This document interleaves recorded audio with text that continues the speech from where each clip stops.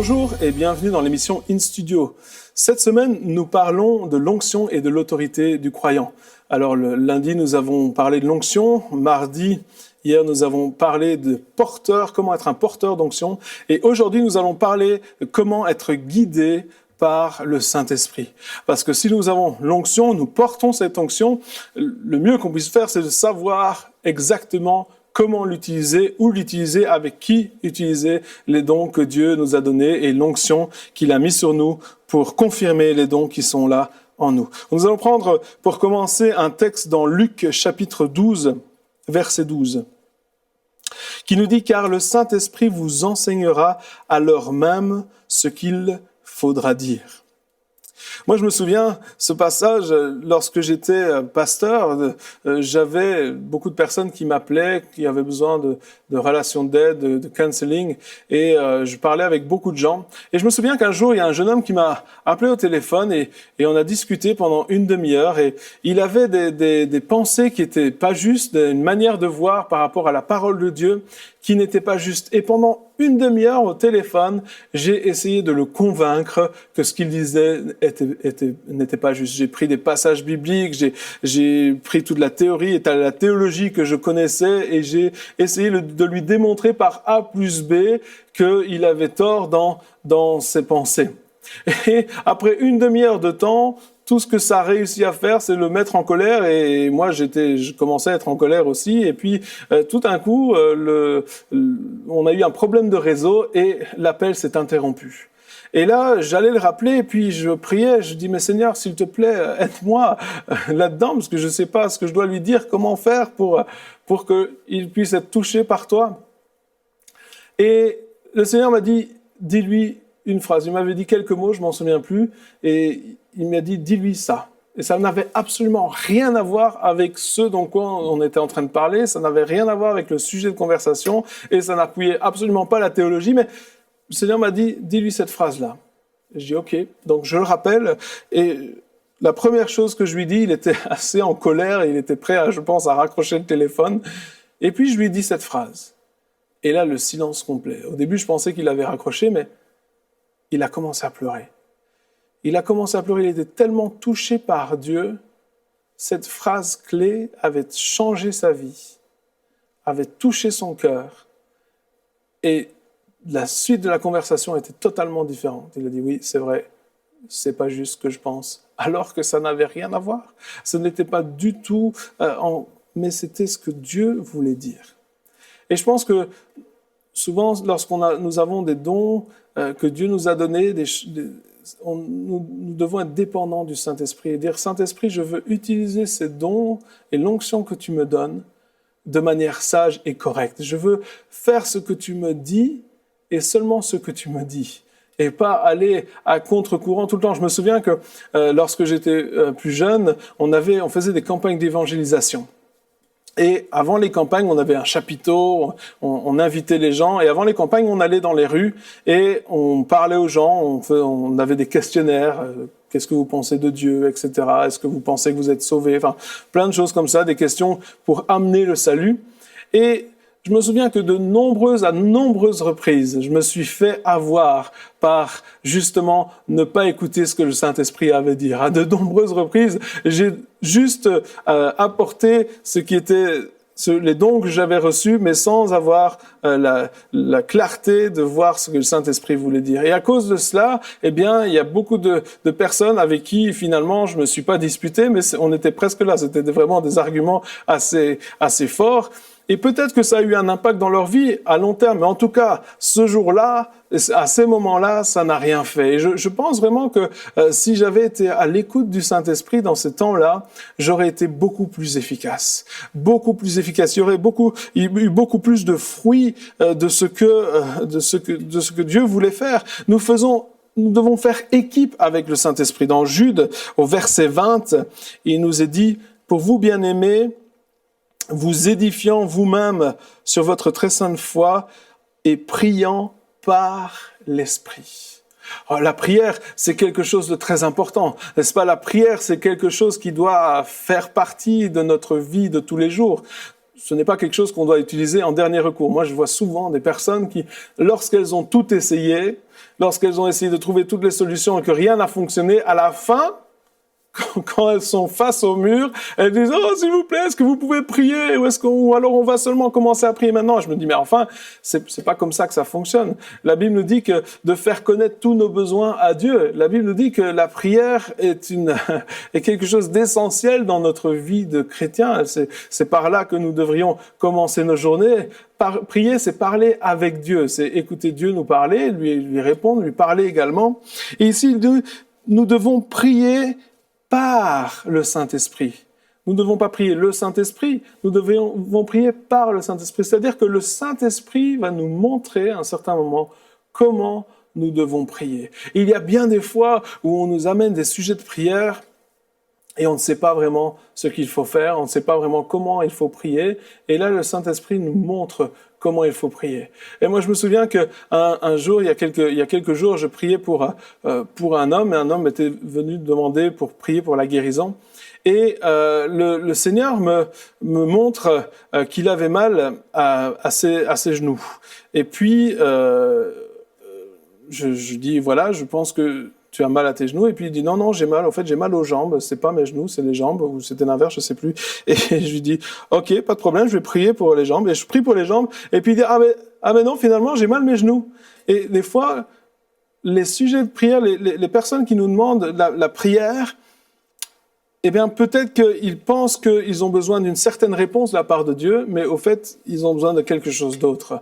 Et comment le savoir si nous ne sommes pas guidés par le Saint-Esprit? Comment pouvoir déterminer ce pourquoi nous devons prier si finalement tout ce qu'on fait, c'est du répétitif, c'est des choses qu'on connaît, c'est de notre intelligence.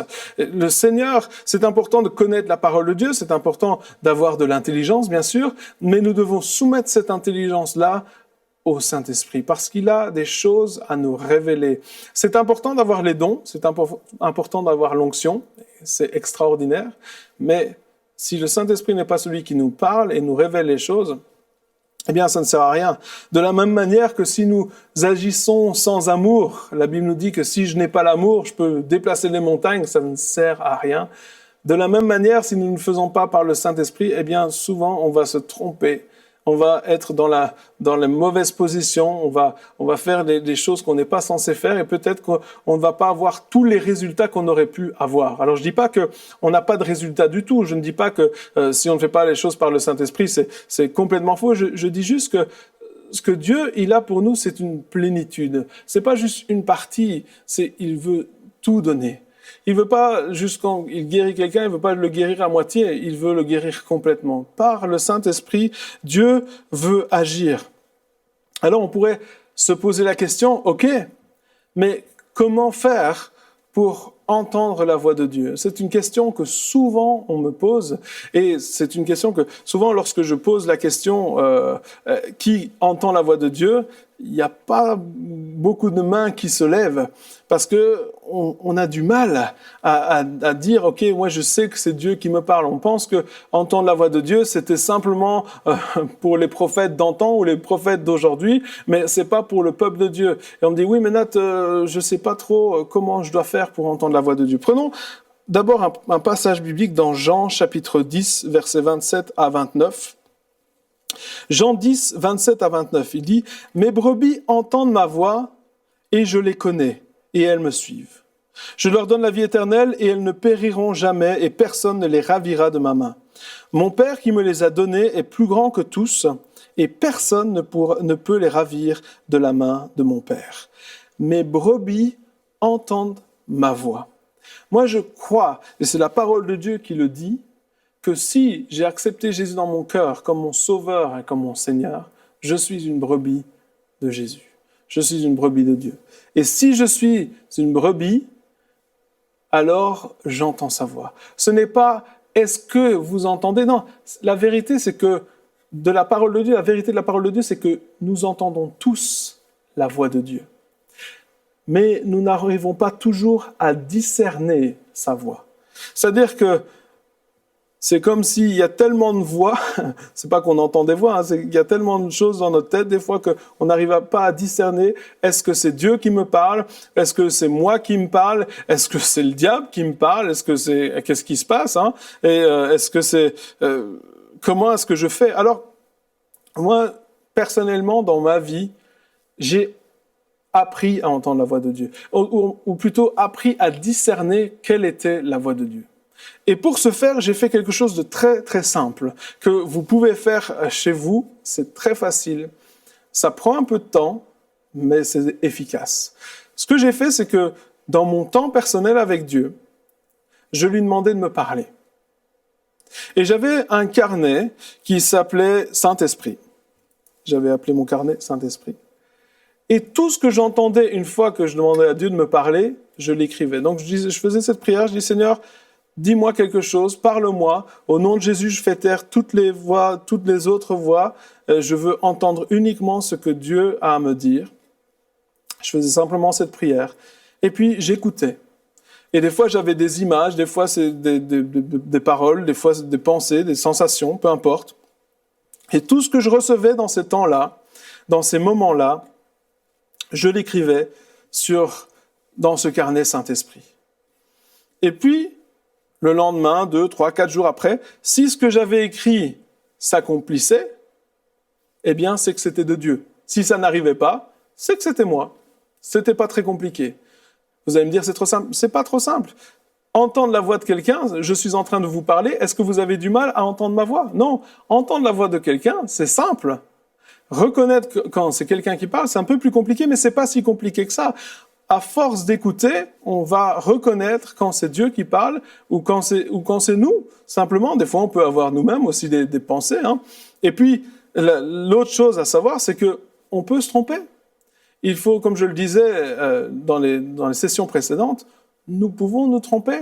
Ce n'est pas grave, ça arrive, ça fait partie de la vie, c'est des choses courantes.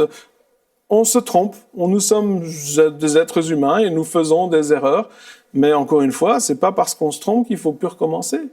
Moi, je me suis trompé à plusieurs reprises, j'ai fait des erreurs, mais j'ai décidé que malgré les erreurs, je continuerai à servir Dieu. Et Dieu a pardonné, j'ai reconnu mes erreurs, déjà ça c'est la première chose, mais Dieu a pardonné, Dieu a restauré, et des fois aussi je me suis trompé, puis lorsque j'ai demandé pardon, Dieu a arrangé les situations, et heureusement qu'il était là pour le faire. Mais entendre la voix de Dieu, c'est pas compliqué, c'est juste qu'il faut apprendre à avoir du discernement. Et souvent, c'est un petit peu comme ce que Jérémie s'était dit, mais je suis qu'un enfant, moi je peux pas parler. Et souvent, on se dit et on proclame, moi, je n'entends pas la voix de Dieu. Moi, je ne reconnais pas quand c'est Dieu qui parle. Ou moi, je ne suis pas capable, ou je ne suis pas assez saint, ou je ne sais pas, j'ai pas assez de sanctification dans ma vie, je ne suis pas assez spirituel pour entendre la voix de Dieu. C'est un mensonge. La Bible nous dit pas, mes brebis super spirituelles entendent ma voix. La Bible nous dit, mes brebis, toutes mes brebis, entendent ma voix et je les connais. Écoutez la voix de Dieu. Prenez du temps peut-être après cette session ou maintenant mettez sur pause et puis si vous ne regardez pas ça à la télévision mais sur votre ordinateur, mettez-le sur pause et puis dites Seigneur vas-y parle-moi et écrivez-le et faites ça tous les jours. Moi j'ai fait ça tous les jours pendant 1 an, tous les jours pendant 1 an et je vous dis il y a des choses où j'avais écrit n'importe quoi, mais il y a des choses, c'était vraiment ça. Et je me souviens que un jour, quand j'ai commencé à faire ça, j'avais 17 ans, 16-17 ans. Et un jour, après plusieurs mois déjà, je continuais dans cette pratique à le faire. Et puis j'étais là et je disais, Seigneur, qu'est-ce que tu as à me dire aujourd'hui? Et donc j'écoute. Et le Seigneur me dit, je veux que tu épouses Isabelle. Alors Isabelle, c'est le nom de mon épouse. Je veux que tu épouses Isabelle. Alors, on était amis à l'époque, on était des très bons amis, mais on ne sortait pas ensemble. Et j'ai dit, et avant de partir, je lui avais dit, moi, je vais trouver une Américaine, parce que j'étais aux États-Unis. Je lui ai dit, je vais trouver une Américaine et je vais l'épouser. Et donc, quand il m'a dit ça, je dis, ok, Seigneur, t'es sûr?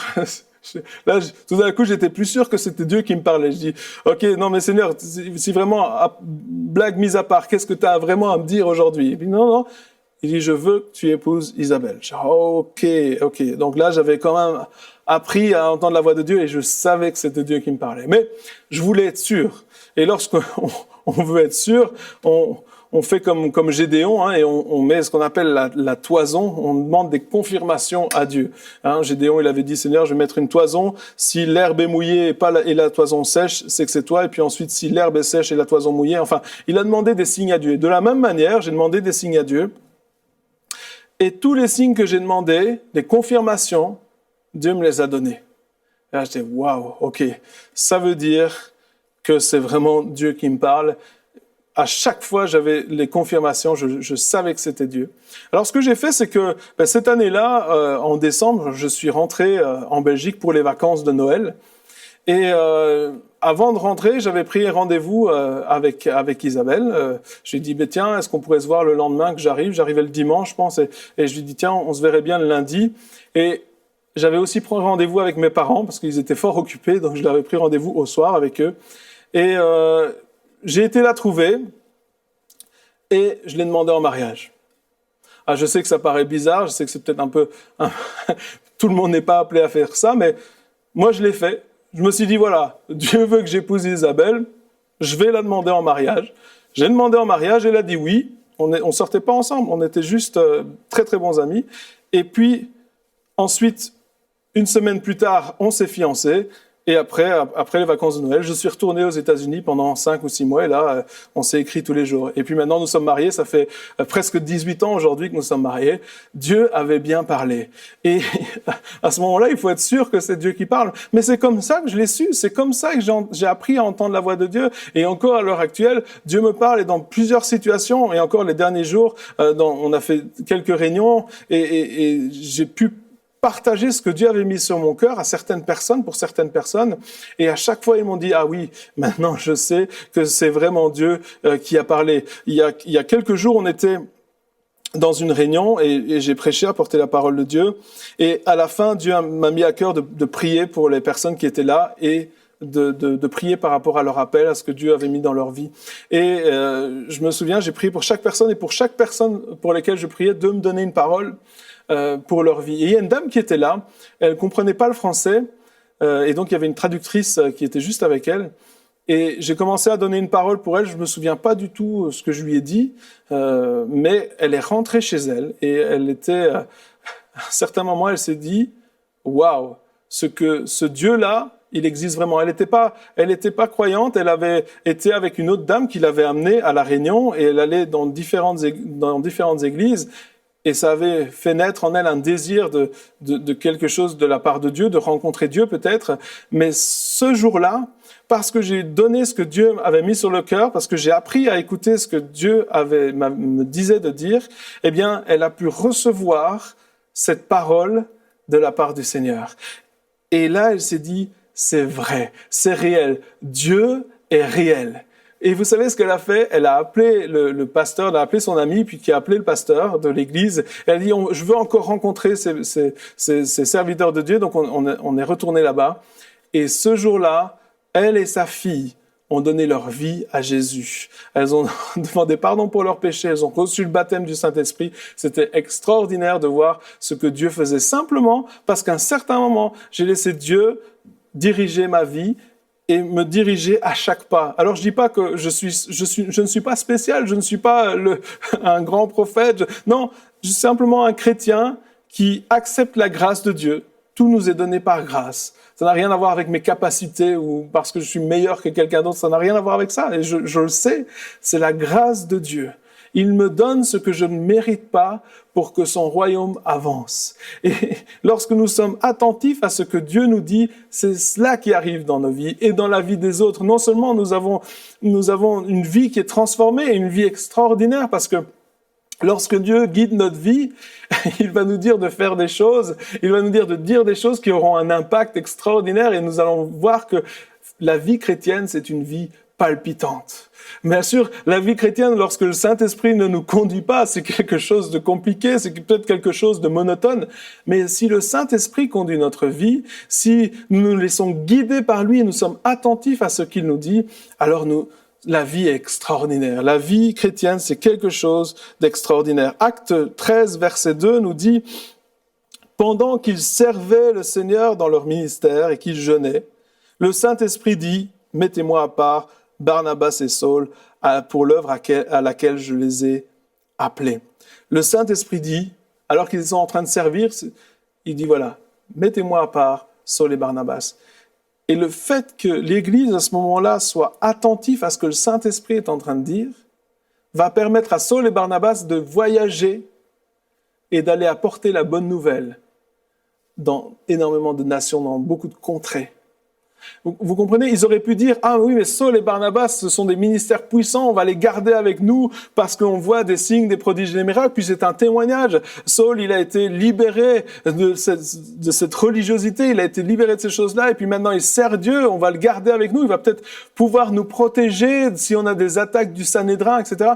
Mais non, ils étaient ouverts à ce que le Saint-Esprit avait à leur dire, et ils étaient prêts à obéir au Saint-Esprit, peu importe ce qu'il demandait.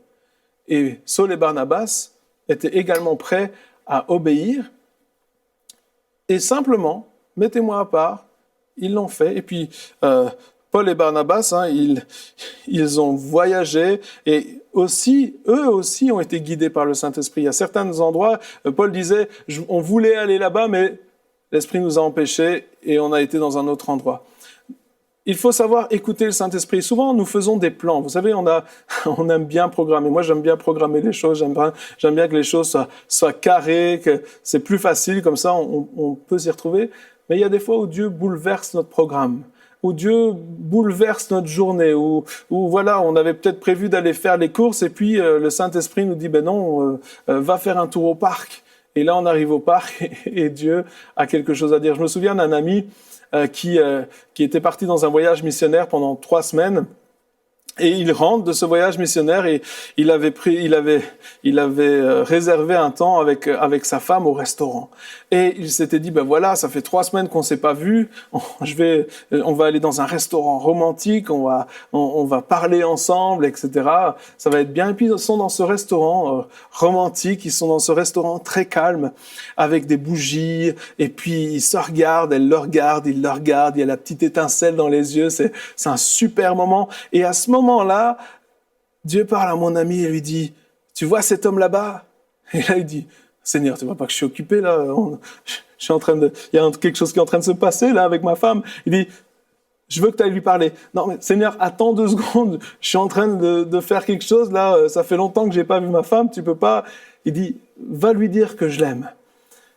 Et là, il est un peu désespéré, il dit à sa femme, surtout, garde ce regard-là, tu bouges pas, reste comme ça. Et puis, il va voir cet homme, et bon, c'est un peu gênant, un homme qui va dire à un autre homme, il va voir cet homme et puis il va lui dire, voilà, j'étais assis à cette table-là avec mon épouse et Dieu m'a dit de vous dire que il vous aime. Et là, cet homme, et donc il dit voilà, au revoir. Et puis cet homme, tout d'un coup, il bondit de sa chaise, il prend mon ami dans les bras, il commence à sauter avec lui. Et dans un restaurant tout calme, il dit oh là là, ça faisait une scène, tout le monde les avait remarqués. Et puis il se demande pourquoi, mais qu'est-ce qui se passe? Et il lui dit, vous savez, je venais de me demander à Dieu qu'il me prouve qu'il existe. Et là, vous êtes arrivé et vous m'avez dit qu'il m'aime. S'il n'avait pas été attentif et obéissant surtout à ce que l'Esprit avait à lui dire, cet homme peut-être n'aurait pas eu la confirmation que Dieu l'aimait. On doit être attentif à ce que Dieu nous dit et être prêt à déroguer à nos programmes. Des fois, voilà, écoute, on avait programmé quelque chose, mais si le Saint-Esprit nous montre qu'il faut faire autrement, il faut être attentif à ce que le Saint-Esprit nous dit parce que c'est tellement précieux pour nos vies. Et j'aimerais juste prendre un dernier passage pour aujourd'hui dans Luc chapitre 5, versets 12 et 13. Il dit « Jésus était dans une ville, et voici un homme couvert de lèpre, l'ayant vu, tomba sur sa face. Et il lui fit cette prière, « Seigneur, si tu le veux, tu peux me rendre pur. » Et Jésus étendit la main, le toucha et dit « Je le veux, sois pur. » Aussitôt, la lèpre, le quitta. Et ça, c'est le dernier point que j'aimerais soulever aujourd'hui. Jésus veut toujours agir. Oh, je me souviens, il y a tellement de fois où on a l'impression qu'aujourd'hui, Dieu ne veut pas agir. Aujourd'hui, c'est peut-être, je sais pas, Dieu a changé d'avis.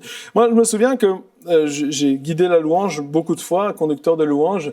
Et vous savez, il y a des fois où on dirige la louange, où il y a des temps de louange, et puis on cherche la présence de Dieu, on cherche que Dieu se manifeste, et puis, en tout cas, il y a quelques années, il se passait rien. Et j'étais frustré, parce que des fois, on vivait des temps extraordinaires dans la présence de Dieu, et puis des fois, c'était plat, il n'y avait pas de réaction. Alors, on peut dire, ben oui, mais c'est parce que les gens, ils n'étaient pas dans une bonne attitude ce jour-là, et on peut essayer de trouver des raisons pourquoi ça ne fonctionne pas. Ça, on peut le faire. Ou alors, on peut essayer de chercher comment faire pour être sûr que ça fonctionne à chaque fois. Et c'est la réflexion que je me suis fait. Je me suis dit, OK, Seigneur, est-ce qu'aujourd'hui tu veux pas venir? Est-ce qu'aujourd'hui tu ne veux pas te révéler? Et Dieu m'a dit, mais non, je veux toujours agir comme avec ce lépreux. Seigneur, si tu veux, tu peux me rendre pur. Jésus a dit, je le veux, sois pur. Et là, je disais, mais Seigneur, alors comment faire?